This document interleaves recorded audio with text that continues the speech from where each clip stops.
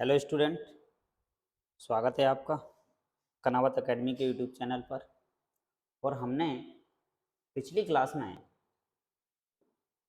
10th class science का तीसरा chapter का फर्स्ट पार्ट कंप्लीट किया था और आज हम सेकंड पार्ट के अंतर्गत हम इस क्लास को कंप्लीट करने वाले हैं। तो हमने हाल ही में एनसीईआरटी बुक का सॉल्यूशन स्टार्ट किया है, जिसके अंदर हम अभी तक फर्स्ट चैप्टर रासायनिक अभिक्रियाएं एवं समीकरण, दूसरा चैप्टर हमारा अम्ल एवं क्षार और तीसरा चैप्टर हमारा है धातु एवं अधातु। इन चैप्टरों को हम कंप्लीट करने वाले हैं। तो दो चैप्टर हम अभी तक कंप्लीट कर चुके हैं पहली क्लास में। चैप्टर फर्स्ट हमारा कंप्लीट हो चुका है, चैप्टर फर्स्ट हमने कंप्लीट कर लिया है। वैसे ही हमने चैप्टर 2 को भी क्या कर लिया है भाई, कंप्लीट कर लिया है।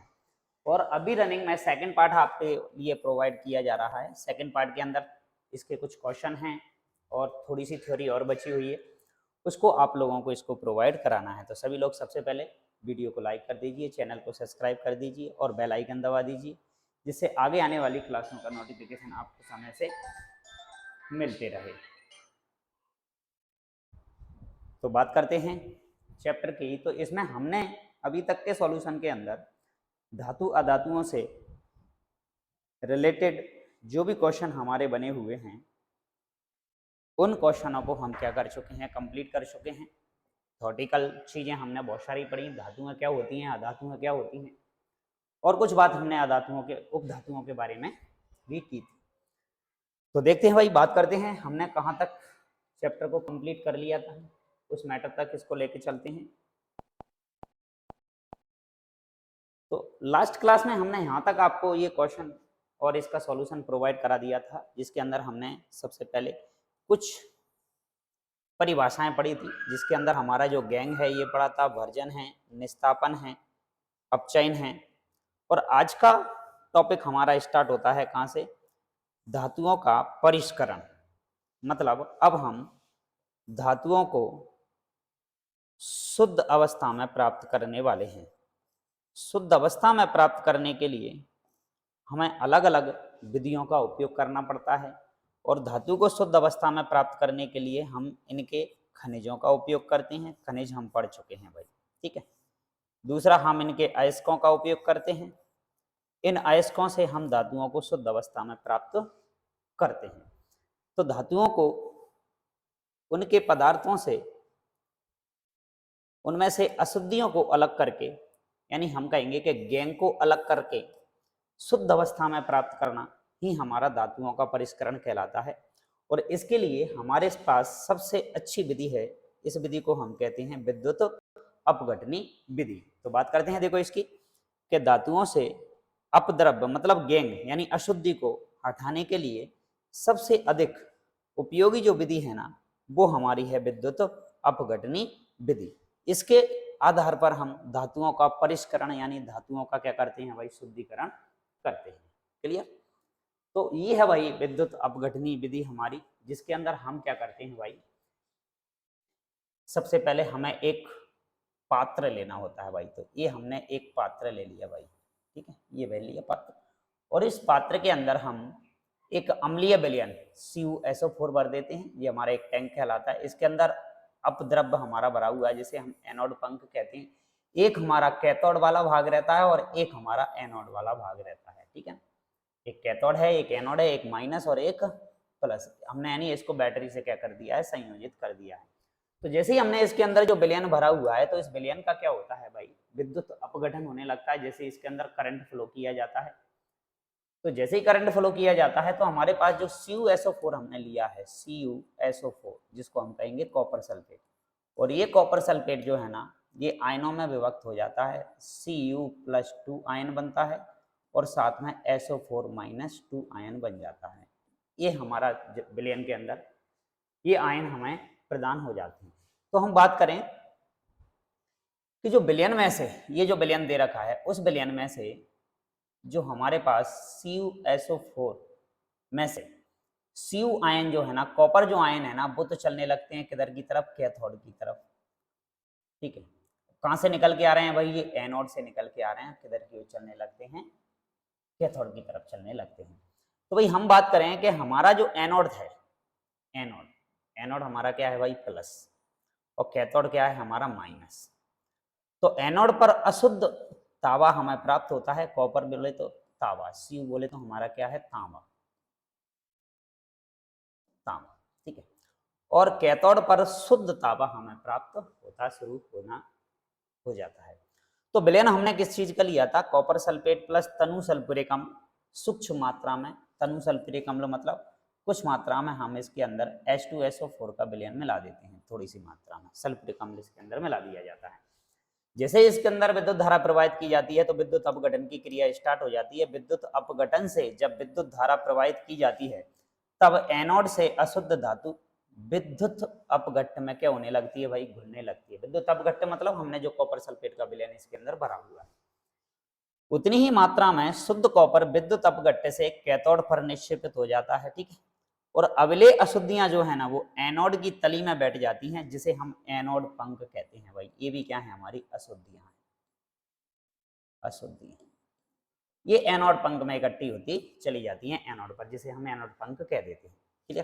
तो ये था हमारा क्या, विद्युत अपघटन की प्रक्रिया। दूसरा आ जाता है फिर हमारे पास संचारण, कि ये संचारण क्या है भाई। एक तरीके से संचारण की यदि हम बात करें तो संचारण मतलब होता है जंग लगना भाई, जंग लगना, जंग लगना। तो क्या होता है, जो धातुएं जो हमारे पास ज्यादातर होती हैं ना, उनको जैसे ही हम वातावरण में खुला छोड़ देते हैं तो वो नमी वगैरह उससे क्रिया करके, अन्य गैसों से क्रिया करके वो खराब होने लगती हैं, वो संचारित हो जाती हैं, जैसे हम कहते हैं धातुओं का संचारण। उनके वातावरण में उन्हें उनके आसपास से अम्ल मिल जाता है, नमी मिल जाती है, वायु मिल जाती है, जैसे ही इनके संपर्क में आती हैं। क्यों, क्योंकि संचारण होगा क्यों भाई, क्योंकि धातुएं क्या होती हैं भाई, क्रियाशील होती हैं। धातुएं क्या होती हैं हमारे पास, क्रियाशील होती हैं, और इनको स्वतंत्र अवस्था में हम जैसे ही छोड़ देंगे तो उस वजह से ये धातुएं हमारी उन पदार्थों से क्या कर लेती हैं, क्रिया कर लेती हैं, और ये क्या हो जाती हैं भाई, संचारित हो जाती हैं। जैसे कि हमें दे रखा है सिल्वर, Ag चांदी, मतलब वायु में उपस्थित सल्फर के साथ क्रिया करके सिल्वर सल्फाइड बना लेता है। जैसे कि वातावरण दे रखा है, वायु में हमें ऑक्सीजन से इसने क्रिया कर ली, चांदी का सिंबल हुआ हमारे पास क्या, Ag, और इस Ag ने हमारी क्रिया की किससे, ऑक्सीजन से। तो इसने बना लिया हमारा क्या, Ag2S। किससे क्रिया की इसने, सॉरी सल्फर से, सल्फर से इसने जैसे क्रिया की तो हमारा बन गया क्या, Ag2S। सल्फर ऑक्साइड का क्या हो गया, निर्माण हो गया, ठीक है। Ag2S प्लस बन गया हमारा। अब इसकी वजह से सिल्वर सल्फाइड जिसको हम बोलते हैं, इसकी वजह से हमारी जो चांदी है ना वो कैसी पड़ जाती है भाई, काली पड़ जाती है। इसी को कहते हैं कि चांदी कुछ समय पर उसका उपयोग करते समय, पहनते समय उसका उसकी जो चमक है वो क्या हो जाती है, कम हो जाती है, यानी काली पड़ जाती है। तो इसको हम क्या देते हैं, क्या इसका क्या हो गया भाई, संचारण हो गया। वैसे ही हमारे पास कॉपर दे रखा है, कॉपर आर्द्र कार्बन डाइऑक्साइड के साथ अभिक्रिया करके हरे रंग का कॉपर कार्बोनेट बना लेता है भाई, कॉपर कार्बोनेट। ऐसे ही हमारे पास जो कॉपर दे रखा है वो कार्बोनेट वगैरह कार्बन डाइऑक्साइड से क्रिया करके CuCO3 बना लेता है, जो कैसे रंग का हो जाता है भाई, हरे। इसलिए कॉपर, तांबे के जो बर्तन होते हैं हमारे, वो तांबे के बर्तनों में यदि हम पानी भरते जाते हैं तो वो वातावरण में पाई जाने वाली अन्य जो गैसें हैं, कार्बन डाइऑक्साइड है, उनसे क्रिया कर लेता है और उसके ऊपर हरे रंग की परत बनना शुरू हो जाती है। और लोहा के बारे में आप जानते ही हो अच्छे से कि लोहे में क्या लग जाती है, जंग, कि आर्द्र वायु में लोहे पर भूरे रंग के पदार्थ की परत चढ़ जाती है, जिसे हम क्या कह देते हैं भाई, जंग कह देते हैं भाई, ठीक है। तो जंग का भाई सब लोग सूत्र भी याद रखना, Fe2O3.XH2। पानी के अणु की जगह मैंने XH2O लिख दिया है भाई, तो ये बात याद रखना। 2, 5, 6 जितने भी पानी के अणु हो सकते हैं, तो इसी को लोहे का जंग लगना कहते हैं। अब संचारण से सुरक्षा, इस तरीके से बचने के लिए उपाय क्या है, उपाय क्या है हमारे पास।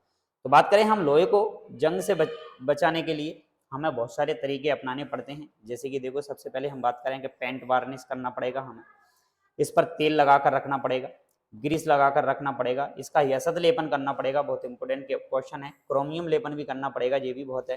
दूसरा एनोडीकरण करना पड़ेगा या इनकी मिश्र धातु बनानी पड़ेगी हमें, ये बात आपको याद रखना है कि संचारण से सुरक्षा के लिए हमें पेंट वार्निश करना, ग्रीस लगाना, यशद लेपन करना, क्रोमियम लेपन करना, एनोडीकरण करना या मिश्र धातु बनाकर हम इनको बचा सकते हैं।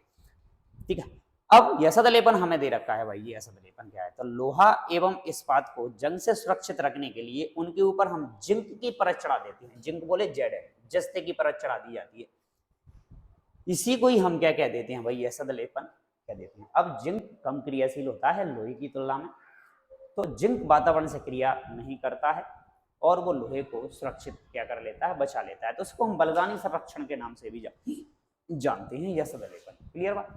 तो ये हमारा एक संचारण वाली प्रोसेस कहलाती है। और आगे बात करते हैं, दूसरा है हमारे पास के हम उनकी मिश्र धातुएं भी बनाकर रखते हैं भाई, जैसे कि पिछले में हमने पढ़ा यशद लेपन।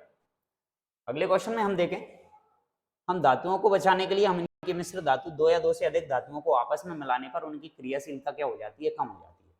तो मिश्र धातु दो या दो से अधिक धातु और अधातु इनका समांगी जो मिश्रण होता है उसी को हम क्या कह देते हैं, मिश्र धातु कह देते हैं। ठीक है बात?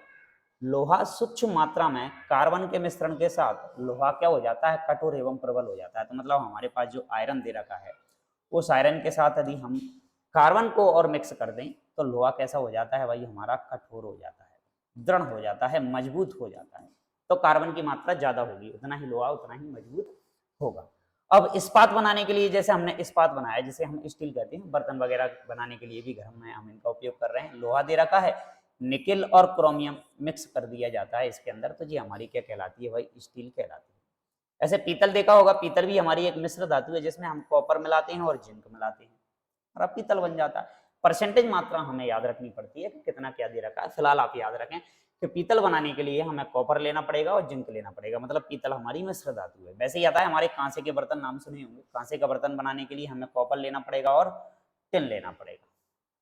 शोल्डर जिसकी बात करें, इसमें लेड मिलाना पड़ेगा और टिन मिलाना पड़ेगा। और अमलगम हमारे पास जीरा, देखो एक धातु लेनी पड़ेगी मरकरी और अन्य तत्वों के साथ इसकी क्रिया करा दे तो हमारे पास क्या बन जाता है, अमलगम बन जाता है। क्लियर बात?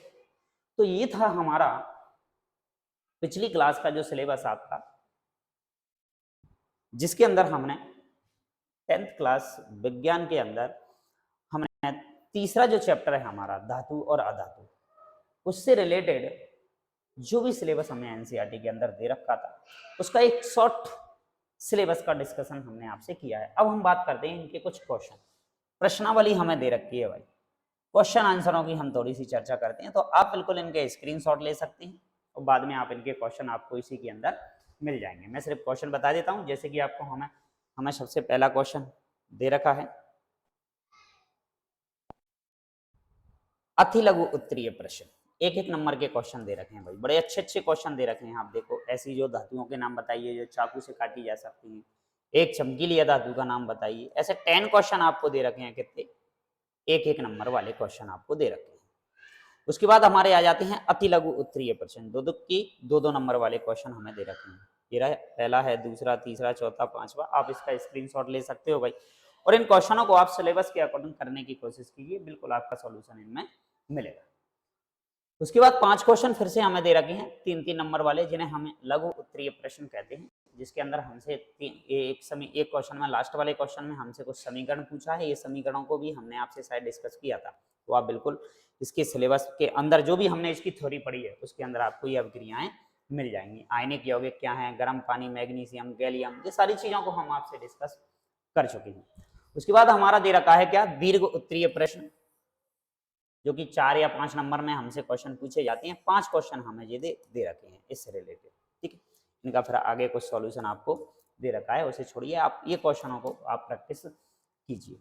तो इस तरीके से हमारा ये तीसरा जो चैप्टर था ना, वो भी क्या होता है, कंप्लीट। और जैसा कि मैंने आपसे बोला था कि हमने अभी हाल ही में क्लास 10th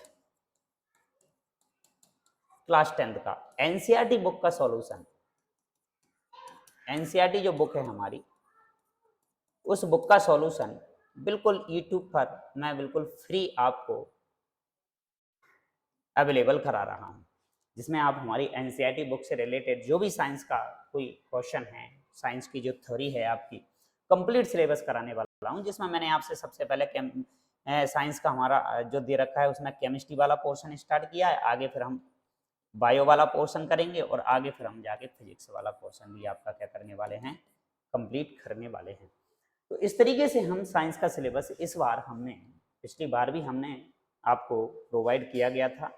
आप उन क्लासों को भी हमारे इस चैनल पर प्लेलिस्ट बनी हुई है, उस प्लेलिस्ट में जाकर पिछले साल की जो भी क्वेश्चन हैं, जो भी थ्योरी है आपकी, कुछ सेट पेपर भी हैं आपके, वो भी आपको इस पर दे रखे हैं। आप उन क्वेश्चनों को भी प्रैक्टिस कीजिए। इसके कुछ क्वेश्चन भी दे रखे हैं हमने, शॉर्ट क्वेश्चन है, लॉन्ग क्वेश्चन है, ऑब्जेक्टिव क्वेश्चन है, वो भी आपको प्रोवाइड कराए गए थे। तो आप बिल्कुल प्लेलिस्ट में जाकर 10th क्लास का फुल्ली सॉल्यूशन आपको प्रोवाइड कराया गया था। लेकिन एनसीईआरटी की बुक का रीडिंग, उसकी थ्योरी को कंप्लीट पहली बार हमने स्टार्ट किया है आपके सामने। तो आप बिल्कुल एक बार अच्छे से इसकी थ्योरी को पढ़िए, अपनी बुक को साथ में लेके पेन कॉपी लेकर, जिससे कि आपको कहीं कुछ डाउट लगता है उसको नोट कीजिए, कुछ नया शब्द आपको मिलता है उसको आप नोट कीजिए, ठीक है ना। तो ये था हमारा चैप्टर तीसरा, और तीसरे चैप्टर के अंदर अभी हमने कंप्लीट किया है किसको, धातु और अधातुओं को, मेटल और नॉन मेटल के बारे में। इनकी जो भी अभिक्रियाएं हमारे पास दे रखी हैं उनको हमने कंप्लीट किया है। और आगे आने वाला जो चैप्टर होगा हमारा 4th चैप्टर होगा, और उस 4th चैप्टर के अंदर हम कुछ कार्बन से रिलेटेड, हमारा कार्बन का नाम सभी लोगों ने सुना होगा भाई, प्रकृति के अंदर सबसे ज्यादा यौगिक कार्बन के ही बनते हैं भाई। तो इस कार्बन से रिलेटेड यौगिक जो है ना, बहुत सारे हमारे फॉर्मूले अब आपके सामने आने वाले हैं। दूसरी भी, इस चैप्टर को कंप्लीट करने से पहले हमें एक थोड़ी सी नॉलेज लेनी पड़ती है आवर्त सारणी के बारे में। तो आवर्त सारणी के बारे में नॉलेज आपको, उसके अंदर क्या क्या तत्व पाए जाते हैं, उनके सिंबल हमें याद करने पड़ेंगे। इसका पढ़ने के बाद ही हम जाके इसको कंप्लीट करते हैं। तो यदि अभी आपको इस आवर्त सारणी से रिलेटेड कुछ चीज़ों को आपको डिस्कस करना है तो बिल्कुल आपको इस चैनल के प्लेलिस्ट में जाइए। प्लेलिस्ट में आपको आवर्त सारणी से रिलेटेड क्लास दे रखी है। आप एक बार उन क्लासों को, उनके शॉर्ट तत्वों के नाम जो भी कैसे क्या याद किए जाते हैं वो सब आपको दे रखा है। आप वहाँ जाकर इन क्वेश्चनों को क्या कर सकते हो, कंप्लीट कर सकते हो। फिर हम आगे इस 4th चैप्टर के बारे में आपसे अगली क्लास जो आएगी हमारी, उसमें आपको कंप्लीट कराने वाले हैं। तो आप अभी तक आप लोगों ने यदि चैनल को सब्सक्राइब नहीं किया है तो सभी लोग चैनल को सब्सक्राइब कर दीजिए, बेल आइकन दबा दीजिए, अपने फ्रेंड को वीडियो को शेयर कर दीजिए, क्लासों को शेयर कर दीजिए, जिससे कि आपको प्रॉफिट है, उनको भी कहीं ना कहीं इससे प्रॉफिट मिलेगा ही मिलेगा। तो बात करते हैं हम अगली क्लास के बारे में, और अगली क्लास की शुरुआत आपसे 4th चैप्टर की क्लास आपसे नेक्स्ट जो क्लास आपको मिलेगी उसमें होगी। और इसका जो भी PDF आपको दे रखा है, आपको हमारा जो डिस्क्रिप्शन दे रखा होता है वहाँ आपको इसकी PDF की भी लिंक मिल जाएगी, जिससे कि आपको इस बुक का पूरा जो सॉल्यूशन बुक के अंदर जो दे रखा है वो मटेरियल की PDF आपको उसमें मिल जाएगी, वहाँ से आप इसको डाउनलोड कर सकते हो। तो ये था हमारा तीसरा चैप्टर, और अगले चैप्टर के साथ, अगली क्लास के साथ हम आपसे फिर मिलेंगे। तब तक के लिए बहुत बहुत धन्यवाद।